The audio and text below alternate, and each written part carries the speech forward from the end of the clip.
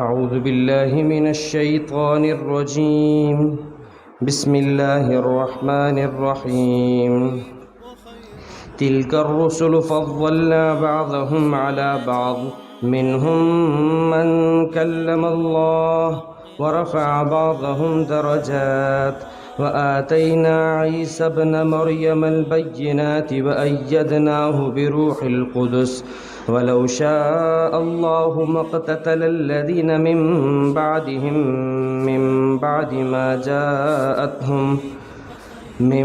بعد ما جاءتهم البينات ولكن اختلفوا فمنهم من آمن ومنهم من كفر ولو شاء الله ما اقتتلوا ولكن الله يفعل ما يريد صدق اللہ العظیم۔ یہ عظیم الشان پیغمبر جو ہم نے بھیجے، ان میں سے بعض کو بعض پر ہم نے فضیلت دی۔ ان میں سے کچھ تو وہ ہیں جن سے اللہ نے کلام کیا، اور بعض کو کئی درجات بلند کیا، اور عیسیٰ جو کہ مریم کے بیٹے ہیں ان کو ہم نے واضح معجزات دیے، اور ان کی مدد فرمائی روح القدس کے ذریعے سے۔ اور اگر اللہ چاہتا تو ان انبیاء کی جماعت کے بعد، واضح معجزات کے آ جانے کے بعد، لوگ آپس میں لڑائی نہ کرتے، آپس میں لڑتے نہیں، لیکن لوگوں نے اختلاف کیا۔ چنانچہ بعض تو وہ رہے کہ جو ایمان لائے، اور بعض وہ جنہوں نے کفر اختیار کیا، اور اگر اللہ چاہتا تو ان کے درمیان قتال نہ ہوتا، لیکن اللہ تعالیٰ وہ کرتا ہے جو وہ چاہتا ہے۔ سورۃ البقرہ کی آیت نمبر 253، تیسرے پارے کی یہ پہلی آیت ہے۔ دعا فرمائیے اللہ تعالیٰ آیت کا صحیح مفہوم عرض کرنے کی توفیق عطا فرمائے، آمین۔ دوسرے پارے کے اختتام میں اللہ تعالیٰ نے ایک واقعہ نقل فرمایا تھا طالوت اور جالوت کا۔ اس واقعے کو نقل کرنے کا مقصد در حقیقت مسلمانوں کو ہمت دلانی تھی کہ تم در حقیقت مال کو اور جان کی قربانی دینے والے بنو، اور اس میں حقیقی قربانی دو۔ محض ایسا نہ ہو کہ جذبات میں آ کر تم نے تقریر کر دی، لچھے دار تقریر کر دی، لیکن جب وقت آیا قربانی دینے کا تو پیچھے ہٹے۔ تو وہ مقصد تھا اس واقعے کو نقل کرنے کا۔ لیکن اس واقعے کے اختتام میں اللہ تعالیٰ نے ایک اس واقعے کی جو ضروری تفصیل تھی وہ بیان کرنے کے بعد ایک نتیجہ نکالا تھا۔ وہ یہ تھا کہ اللہ تعالیٰ نے فرمایا تھا تلک آیات اللہ، دیکھو تو صحیح، ہم اپنی نشانیاں آپ کے اوپر تلاوت کر رہے ہیں، بالکل ٹھیک جیسا واقعہ پیش آیا ویسی ہو بہو وہی بات ہم نے آپ کو بیان کی۔ حالانکہ یہ واقعہ کس وقت کا تھا؟ آپ علیہ الصلاۃ والسلام کے سامنے نہیں پیش آیا، آپ علیہ الصلاۃ والسلام سے یہ سینکڑوں سال پرانا واقعہ ہے، لیکن اس کے باوجود بھی ہو بہو واقعے کی ضروری جزیات کو بیان کیا جا رہا ہے، جبکہ اللہ کے نبی صلی اللہ تعالیٰ علیہ وآلہ وسلم تو نہ پڑھے لکھے تھے، نہ پڑھنا جانتے تھے، نہ لکھنا جانتے تھے، لیکن اس کے باوجود اپنے سے سینکڑوں سال پرانا واقعہ بیان کر رہے ہیں۔ تو یہ اس بات کی دلیل ہے کہ در حقیقت نبی علیہ الصلاۃ والسلام کا تعلق اللہ سے ہے جو انہیں یہ واقعہ بیان کر رہے ہیں۔ تو یہ واقعہ بیان کرنا، ہو بہو واقعہ بیان کرنا، جبکہ یہ واقعہ تورات میں بھی تھا، انجیل میں بھی تھا، لیکن اس میں قطع و برید ہو چکی، پتہ نہیں کیا سے کیا باتیں اس میں شامل کر دی گئیں، لیکن اللہ نے بیان فرمایا کہ دیکھو جب نبی تمہیں بتا رہے ہیں یہ اس بات کی دلیل ہے کہ یہ رسول ہیں۔ چنانچہ اس واقعے سے جو نتیجہ نکالا گیا، رسول اللہ صلی اللہ علیہ وسلم کی رسالت کو ثابت کیا گیا۔ اب اس سے یہ بات ثابت ہوتی ہے کہ اس وقت اگر ہم دیکھیں خود قرآن کریم جس وقت نازل ہو رہا ہے، اس وقت جو لوگ دنیا میں پائے جاتے ہیں وہ کچھ تو وہ تھے جو رسول اللہ صلی اللہ تعالیٰ علیہ وآلہ وسلم کی رسالت کا انکار اس بنیاد پہ کر رہے ہیں کہ کوئی بھی شخص، کوئی بھی انسان رسول نہیں ہو سکتا، جیسے مشرکین مکہ۔ اور بعض لوگ رسول اللہ صلی اللہ علیہ وسلم کی رسالت کا انکار اس لیے کر رہے ہیں کیونکہ ان کا تعلق پچھلے کسی رسول کے ساتھ ہے۔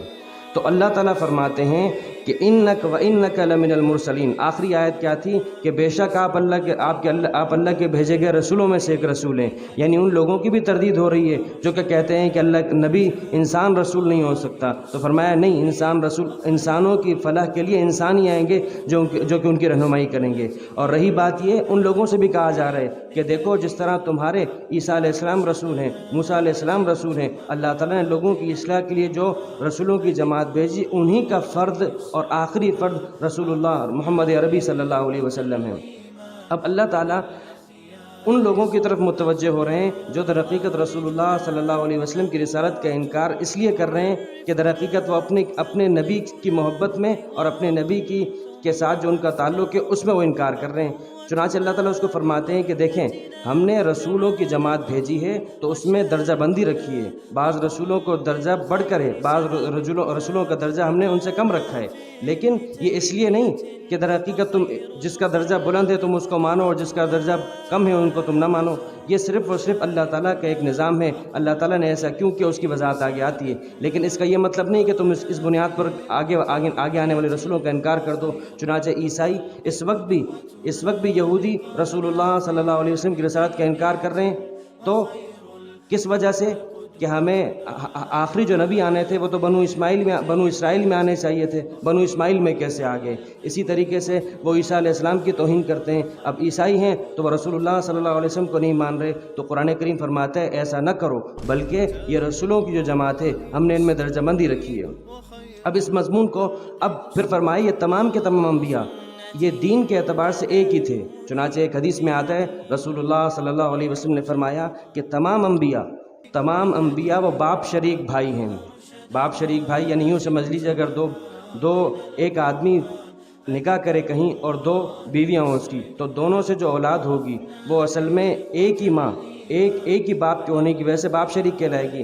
تو نبی علیہ الصلوۃ والسلام فرماتے ہیں کہ تمام انبیاء وہ اللتی بھائی ہیں، باپ شریک ہیں۔ کیا مطلب؟ دین سب کا ایک ہی ہے، شریعتیں الگ الگ ہیں، اور دین سب کا ایک کیا ہے؟ وہ ہے اسلام۔ قرآن کریم نے یہ بات بیان فرمائی ان الدین عند اللہ الاسلام، اللہ کی نظر میں جو دین ہے وہ ایک اسلام ہے۔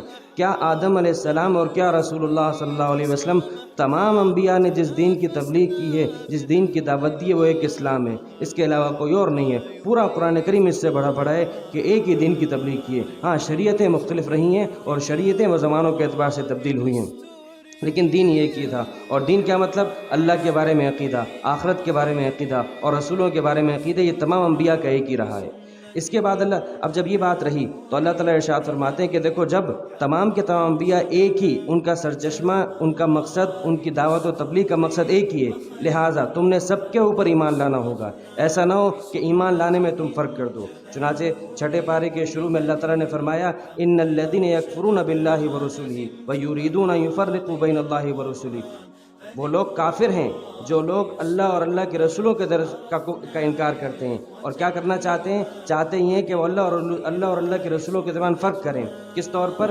کہ یقولون، کہتے ہیں نؤمن ببعض، ہم بعض پر تو ایمان لائیں گے اور بعض کا انکار کریں گے۔ اللہ فرماتے ہیں یہ لوگ در حقیقت ہمارے دیے ہوئے راستے کے درمیان ایک اور الگ راستہ نکالنا چاہتے ہیں، تو یہی لوگ پکے کافر ہیں، ان کے لیے ہم نے ذلت آمیز عذاب تیار کر کے رکھا ہے۔ اور یہ مسلمانوں کی شان ہے کہ تاریخ گواہ رہی ہے جب سے اسلام وجود میں آیا ہے، جب سے مسلمان وجود میں آئے، کسی ایک مسلمان نے کسی نبی کی توہین نہیں کی۔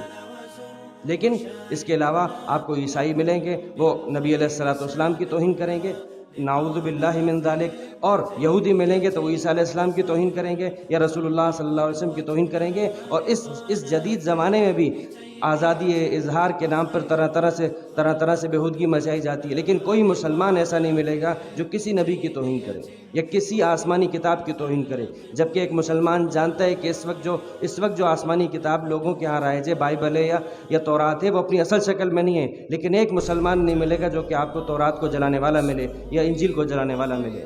اللہ تعالیٰ فرماتے ہیں والذین آمنوا باللہ، جو اللہ پر ایمان لاتے ہیں اور اللہ کے رسولوں پر ایمان لاتے ہیں، ولم یفرقوا بین احد منہم، ایمان لانے میں کسی رسول کے درمیان فرق نہیں کرتے، اولئک سوف یؤتیہم اجورہم، انہی لوگوں کو اللہ تعالیٰ ان کا اجر عطا کریں گے۔ تو یہ بات واضح رہے کہ کسی بھی رسول، ایک مسلمان ہونے کے لیے تمام انبیاء پر ایمان لانا ضروری ہے، اور کافر ہونے کے لیے کسی ایک نبی کا انکار کرنا بھی کافی ہے۔ تو اللہ فرماتے ہیں کہ ان تمام رسول جو لوگوں کی ہدایت کے لیے آئے، ان سب پر ایمان لانا پڑے گا۔ اور یہ لوگ، ان میں اللہ تعالیٰ نے فضیلت کا فضیلت رکھی ہے، بعض کو بعض کے اوپر فضیلت دی ہے، اور یہ اللہ کی مرضی ہے۔ دیکھیں اس میں اللہ تعالیٰ در حقیقت یہ بیان فرمانا چاہتے ہیں کہ یہ درجہ بندی ہم نے رکھی ہے اور ہماری مرضی، جس طرح اللہ تعالیٰ نے شہروں میں سب سے زیادہ فضیلت مکہ المکرمہ کو دی ہے، اگر میدانوں کو دیکھا جائے تو میدانوں میں سب سے زیادہ فضیلت عرفات کے میدان کو دی ہے، اگر پہاڑوں میں دیکھا جائے تو پہاڑوں کو میں فضیلت اللہ تعالیٰ نے عرفات میں جبل رحمت کو دی ہے، اگر مہینوں میں دیکھا جائے تو مہینے میں فضیلت رمضان کو دی ہے، اگر دنوں میں دیکھا جائے دنوں میں فضیلت دی ہے عشرہ ذی الحجہ کو، ذی الحج کے 10 دنوں کو، اگر راتوں کو دیکھا جائے تو راتوں میں فضیلت دی ہے لیلۃ القدر کو۔ اسی طریقے سے اللہ تعالیٰ نے زمان مکان ہر اعتبار سے فضیلت رکھی ہے۔ اسی طریقے سے اگر امتوں میں فضیلت رکھی ہے تو امت محمدی علیہ صاحب الصلاۃ والسلام، اگر امت محمدی علیہ صاحب الصلاۃ والسلام میں افراد کے اعتبار سے دیکھی جائے تو فضیلت ابو بکر صدیق رضی اللہ عنہ کو حاصل ہے۔ افضل الناس بعد الانبیاء ابو بکر صدیق۔ اہل السنت والجماعت کا یہ عقیدہ ہے کہ تمام انسانوں میں انبیاء کے بعد امت محمدیہ میں افضل ترین انسان وہ ابو بکر صدیق رضی اللہ عنہ ہے۔ کیوں کہ قرآن کریم نے یہ بات بیان فرمائی، ثانی اثنین اذ ہما فی الغار، کہ 2 لوگوں میں سے دوسرے جو کہ غار میں موجود تھے، اور اذ یقول لصاحبہ، نبی اپنے ساتھی سے کہہ رہے تھے کہ لا تحزن ان اللہ معنا، گھبراؤ نہیں، اگرچہ دشمن سامنے کھڑا ہے لیکن گھبراؤ نہیں، اللہ ہمارے ساتھ ہے۔ تو ابو بکر صدیق رضی اللہ عنہ کی صحابیت قرآن سے ثابت ہے۔ وَسَيُجَنَّبُهَا الْأَتْقَى، جہنم سے اس شخص کو کوسوں دور رکھا جائے گا جو بہت زیادہ ڈرنے والا ہے، بہت زیادہ تقوی والا ہے۔ مفسرین فرماتے ہیں کہ اس آیت سے مراد ابو بکر صدیق رضی اللہ عنہ ہے۔ آپ علیہ السلام نے فرمایا مروا ابا بکر فلیصلی بالناس، آپ علیہ السلام نے فرمایا میں لوگوں میں سے ہر ایک کا احسان پورا کر سکتا ہوں اور میں نے کیا ہے، سوائے ابو بکر صدیق رضی اللہ عنہ کے، کہ ان کا جو احسان ہے، انہوں نے جو میرے اوپر مال خرچ کیا ہے دین کی تبلیغ کے لیے، ان کا احسان میرے اختیار میں نہیں کہ میں پورا کر سکوں، ان کا احسان اللہ تعالیٰ ادا کریں گے۔ تو یہ اللہ کا نظام ہے، اللہ تعالیٰ جس کو جو فضیلت، ذالک فضل اللہ یؤتیہ من یشاء، یہ اللہ کا فضل ہے، اللہ اپنی فضیلت جس کو چاہے دے دیں۔ تمہیں کوئی اعتراض نہیں، تمہیں کوئی حق نہیں پہنچتا، تم اعتراض کرو۔ اب اگر تمام انسانوں کو دیکھا جائے تو تمام انسانوں میں افضل ترین انسان وہ انبیاء علیہ السلام ہیں، اور وہ کتنے ہیں؟ حدیث میں آتا ہے، صحیح ابن حبان کی روایت ہے، ابو ذر غفاری رضی اللہ عنہ پوچھتے ہیں یا رسول اللہ انبیاء کی تعداد کتنی رہی؟ آپ نے فرمایا انبیاء کی تعداد رہی ہے 1,24,000۔ فرمایا یا رسول اللہ ان میں سے، پھر آپ نے خود فرمایا ان میں سے 313 رسول تھے۔ تو تمام انسانوں میں افضل ترین انسان انبیاء علیہ السلام، ان میں افضل ترین انسان وہ 313 جو رسول ہیں۔ نبی اور رسول میں یہ فرق ہوتا ہے کہ رسول وہ ہوتے ہیں جن کو نئی شریعت ملتی ہے، وہ صاحب شریعت ہوتے ہیں، اور نبی پچھلی جو آئی شریعت ہے انہی کی تبلیغ کرتے ہیں، انہی کی دعوت دیتے ہیں۔ تو 313 رسول رہے ہیں جن کو نئی شریعت ملی ہے۔ ان 313 رسولوں میں قرآن کریم فرماتا ہے اولو العزم انبیاء، ان کا درجہ بلند ہے، اور وہ کل 5 انبیاء ہیں، نوح علیہ السلام، ابراہیم علیہ السلام، عیسیٰ علیہ السلام، موسیٰ علیہ السلام، اور رسول محمد عربی صلی اللہ علیہ وسلم، یہ 5 انبیاء رہے ہیں اولو العزم انبیاء۔ اب ان کے اندر بھی درجہ بندی ہے، لیکن اللہ تعالیٰ کیا فرماتے ہیں؟ تِلْكَ الرُّسُلُ فَضَّلْنَا بَعْضَهُمْ عَلَىٰ بَعْضٍ، یہ جو رسولوں کی جماعت رہی ہے ان میں سے بعض کو بعض پر فضیلت ہم نے دی ہے، لہٰذا جس کو جو فضیلت دی گئی ہے تم اس کی فضیلت کا اقرار عقیدہ رکھو گے، لیکن یہ نہیں ہوگا۔ چنانچہ نبی علیہ السلام نے فرمایا کہ کہیں کسی نبی کی فضیلت اس طرح بیان نہیں کی جائے گی کہ دوسرے نبی کی توہین ہو۔ چنانچہ آپ علیہ السلام نے واضح الفاظ میں بیان فرمایا تھا لا تفضلونی علی موسیٰ، ایسا نہ ہو تم مجھے موسیٰ پر فضیلت دینے لگو، ایسا نہ ہو تم یہ کہنے لگو کہ انا خیر من یونس بن متیٰ، کہ میں یونس جو کہ متیٰ کے بیٹے تھے یونس علیہ السلام سے زیادہ بہتر ہوں، تمہیں یہ اختیار نہیں پہنچتا۔ کوئی بھی ایسی فضیلت نہیں بیان کی جائے گی کہ جس میں دوسرے نبی کی توہین ہو، اور فضیلت وہی بیان کی جائے گی جو اللہ اور اللہ کے رسول نے بیان کی۔ دیکھیں، اور اس میں یہ بات بیان کر دی گئی، اس میں اس بات کی طرف بھی اشارہ کر دیا گیا کہ فضیلت وہی ہوگی جو ہماری بیان کردہ ہوگی، اپنی طرف سے کوئی بات نہیں بیان کی جائے گی۔ لیکن آج ہمارے زمانے میں ہم بعض واعظین اور خطباء کا یہ انداز رہا ہے، وہ رسول اللہ صلی اللہ علیہ وسلم کی فضیلت اس انداز میں بیان کرتے ہیں کہ جس میں دوسرے نبی کی توہین ہو رہی ہوتی ہے۔ یہ قطعاً جائز نہیں ہے۔ رسول اللہ صلی اللہ علیہ وسلم نے منع فرمایا لا تطرونی کما اطرت الیہود والنصارى، مجھے میرے بارے میں ایسا مبالغہ مت کرنا جیسا مبالغہ یہود و نصارہ نے اپنے انبیاء کے بارے میں کیا تھا۔ تو اس بات کا تو عقیدہ رکھنا ہے کہ اللہ نے رسولوں کے درمیان درجہ بندی رکھی ہے، لیکن اس درجہ بندی کے رکھنے میں ہمیں احتیاط رکھنی پڑے گی، ایسا نہ ہو کہ کسی دوسرے رسول کی توہین ہو جائے۔ تو تلک الرسل فضلنا بعضهم علی بعض، یہ رسولوں کی جماعت فضلنا بعضهم علی بعض، ان میں سے بعض پر بعض کو ہم نے فضیلت دی ہے۔ اب کیا فضیلت دی ہے؟ فرمایا منہم من کلم اللہ، ان میں سے بعض تو وہ ہیں جن سے اللہ نے کلام کیا، اور یہ سب سے بڑی فضیلت ہے۔ اگر تمام انبیاء میں دیکھا جائے تو درجہ ان تین رسولوں کا بڑھ جائے گا کہ جن سے اللہ تعالیٰ نے کلام کیا۔ کیوں؟ کیونکہ جو اللہ تعالیٰ کا کلام، اللہ تعالیٰ سے اگر کلام کا شرف کسی نبی کو حاصل ہو جائے تو یہ سب سے بڑی فضیلت ہے۔ اور وہ کون رہے ہیں؟ وہ تین انبیاء رہے ہیں۔ حضرت آدم علیہ السلام، چنانچہ جو ابھی آپ کے سامنے ابھی روایت رکھی تھی، اسی روایت میں حضرت ابو ذر غفاری رضی اللہ عنہ نے آپ علیہ السلام سے پوچھا تھا، یا رسول اللہ کیا آدم علیہ السلام نبی تھے؟ فرمایا جی ہاں نبی تھے، اور نبی مکلم، ایسے نبی تھے کہ جن سے اللہ تعالیٰ نے کلام کیا۔ چنانچہ قرآن کریم نے جگہ جگہ آیا اسکن انت وزوجک الجنہ، آدم تم اور تمہاری بیوی جنت میں ٹھہرو، ولا تقربا هذه الشجرہ، اس درخت کے قریب مت جانا، فتکونا من الظالمین، ورنہ تم ظالموں میں سے ہو جاؤ گے۔ تو بظاہر ایسا ہی معلوم ہوتا ہے کہ اللہ تعالیٰ نے حضرت آدم علیہ السلام سے خود کلام فرمایا تھا۔ دوسرے نبی حضرت موسیٰ علیہ السلام۔ حضرت موسیٰ علیہ السلام کا واقعہ تفصیل سے سورہ طٰہٰ میں آتا ہے، بڑے عجیب و غریب انداز میں فرماتے ہیں، هل اتاک حدیث موسیٰ، کیا موسیٰ کی بات آپ کے پاس آئی؟ اذ رأى نارا، جب وہ سفر پہ تھے اپنی اہلیہ کے ساتھ، رات کا وقت ہے، راستہ بھٹک چکے ہیں، سردی کا موسم ہے، اچانک پہاڑ پہ ان کو آگ نظر آتی ہے، تو فرماتے ہیں اپنی بیوی سے امکثو، یہاں ٹھہرو، انی آنست نارا، میں آگ کو دیکھ رہا ہوں، لعلی آتیکم منہا بقبس، ہو سکتا ہے مجھے وہاں پر میں آگ کا شعلہ وہاں سے کوئی ٹانڈا لے کر آ جاؤں تاکہ آگ کو جلا لیں، درندوں سے بچ جائے اور گرمی حاصل کر لیں، یا کچھ اور نہیں تو وہاں اگر آگ جلانے والے جو لوگ ہوں گے ان سے میں راستہ معلوم کر لوں۔ جو وہاں پہنچتے ہیں، فلما اتاہا، جب موسیٰ علیہ السلام اس پہاڑی پہ پہنچتے ہیں، نودیا، آواز آتی ہے، یا موسیٰ، اے موسیٰ، انی انا ربک، میں تمہارا رب ہوں، فاخلع علیک، اپنے جوتے اتار لو، انک بالوادی المقدس طویٰ، تم ایک مقدس جگہ پر ہو، وانا اخترتک، اور میں نے تمہیں نبوت کے لیے چن لیا ہے، فاستمع لما یوحیٰ، اور لہٰذا جو آپ کی طرف وحی کی جا رہی ہے اسے غور سے سنیے۔ اب وحی کیا ہے؟ اننی انا اللہ، بے شک میں اللہ ہوں، یعنی جس اللہ کا بارے میں تم نے سنا ہے، جن کے بارے میں تم سے پہلے موسیٰ، ابراہیم علیہ السلام اور دیگر انبیاء علیہ السلام نے تعلیم دی ہے، تبلیغ کی ہے، میں وہ اللہ ہوں۔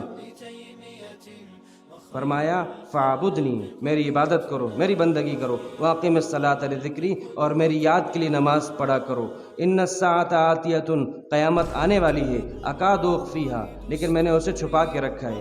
کیوں آنے کیوں والی ہے؟ اس لیے آنے والی ہے لتجزا کل نفس بما تسعی، تاکہ ہر جان کو اس کی ہوئی کوشش کا بدلہ مل جائے۔ خیر کی کوشش کی تھی تو خیر کا بدلہ ملے گا، اگر شر کی کوشش کی تھی تو شر کا بدلہ ملے گا۔ فلا یصدنک عنہا من لا یؤمن بہا واتبع ہواہ فتردی، موسیٰ ایسا نہ ہو کہ تمہیں اس قیامت سے وہ شخص روک دے جو کہ قیامت کا انکار کرنے والا ہے اور اپنی خواہشات کے پیچھے چلنے والا ہے، اگر تم نے ایسا کیا تو تم ہلاک ہو جاؤ گے۔ اب یہ اللہ تعالیٰ کا کلام تھا۔ اب اللہ تعالیٰ موسیٰ علیہ السلام کی طرف مزید متوجہ ہوتے ہیں، فرمایا وما تلک بیمینک یا موسیٰ، موسیٰ آپ کے دائیں ہاتھ میں کیا ہے؟ قال ہی عصای، یہ میری لاٹھی ہے، اتوکأ علیہا، میں اس پہ ٹیک لگا کے چلتا ہوں، واہش بہا علی غنمی، اور میں اس کے ذریعے سے پتوں کو جھاڑ کر اپنے جو بکریوں کا ریوڑ ہوتا ہے اس کے اوپر جھاڑتا ہوں، اور وہ بکریاں چرتی ہیں، اسے کھاتی ہیں۔ ولی فیہا معارب اخری، اور بہت سے فائدے اس میں میرے اس میں ہیں۔ اللہ تعالیٰ فرماتے ہیں کہ اس لاٹھی کو ڈال دو، القہا، اس لاٹھی کو زمین پہ ڈال دو اے موسیٰ، فالقاہا، جو ڈالتے ہیں فاذا ہی حیۃ تسعی، تو وہ لاٹھی سانپ بن جاتی ہے اور سانپ کی طرح دوڑنے لگتی ہے۔ اب موسیٰ علیہ السلام کو اللہ فرماتے ہیں خذھا، اسی حالت میں اس کو پکڑ لو، لا تخف، ڈرنا مت، سنعیدها سیرتها الاولی، ہم اسے ان قریب اس کی اصل اوریجنل شکل میں لے آئیں گے، یعنی اس کو لاٹھی بنا دیں گے۔ دوسری وضم یدک الی جناحک، اپنے ہاتھ کو اپنے بازو میں ڈالیے، تخرج بیضاء من غیر سوء، جب آپ نکالیں گے تو یہ بالکل روشن ہوگا، لیکن گھبرائیے گا مت، یہ کسی بیماری کی وجہ سے نہیں ہوگا، کسی تکلیف کی وجہ سے نہیں ہوگا، بلکہ یہ ہماری ایک دوسری نشانی ہوگی آپ کی طرف۔ اب جب لنوریک من آیاتنا الکبریٰ، اور یہ نشانیاں صرف دو ہی نہیں، یہ اس لیے ہیں، یہ تو ایک تمہید ہے، اس کے علاوہ ہم اور بہت سی نشانیاں آپ کو دکھائیں گے۔ قرآن کریم نے کل 9 نشانیاں کا ذکر کیا ہے۔ اذهب الی فرعون انہ طغی، اب عہدہ اور منصب تو مل گیا لیکن اب تو کام کرنا ہے، تو اذهب الی فرعون، جاؤ فرعون کے پاس، انہ طغی، بے شک وہ خوب سرکشی پر اتر آئے ہیں۔ اب موسیٰ علیہ السلام کو جب ذمہ داری ملی ہے تو ذمہ داری ملنے پر اللہ تعالیٰ سے اپنے تقاضے رکھتے ہیں کہ اللہ یہ بھی تقاضا ہے، یہ بھی ضرورت ہے. تو پہلا تقاضا کیا؟ رب اشرح لی صدری، اے میرے رب میرا سینہ کھول دیجئے. یہ کام ایک بہت بڑی ذمہ داری ہے. تو میرا اگر سینہ کھلا ہوا ہوگا تبھی میں لوگوں کی مصیبتیں، لوگوں کے تانے، لوگوں کی طرف سے جو پریشانیاں آئیں گی ان کا برداشت کرنا میرے لیے آسان ہو جائے گا. تو آپ میرا سینہ کھول دیجئے. اور یسر لی امری، یا اللہ کام بڑا مشکل ہے، آپ ہی آسان کیجئے گا. اور واحلل عقدۃ من لسانی، میری زبان میں لکنت ہے، اس لکنت کو ختم کر دیجئے تاکہ یفقہوا قولی، لوگ میری بات کو سمجھ جائیں. اور یا اللہ میں اکیلا ہوں، مجھے اگر کام والا بھی ایک ساتھ دے دیجئے. اور وہ کون؟ وجعل لی وزیرا من اہلی، میرے ہی گھر میں سے میرا ایک کام والا، کام کا ساتھی بنا دیجئے. اور کون؟ ہارون اخی، میرے بھائی ہارون کو. تو ہارون علیہ السلام کی نبوت مانگی گئی ہے. فرمایا اشدد بہ ازری، میرے بھائی کے ذریعے سے میری کمر کو مضبوط کر دیجئے. اس سے اس بات کی طرف اشارہ ہے کہ بھائی کے لیے اس کی کمر کو مضبوط کرنے والا بنے. فرمایا واشرکہ فی امری، اور اسے بھی میرے معاملے میں شریک کر دیجئے. کئی نسبحک کثیرا، یا اللہ ہم دونوں مل کر آپ کی خوب پاکی بیان کریں گے. ونذکرک کثیرا،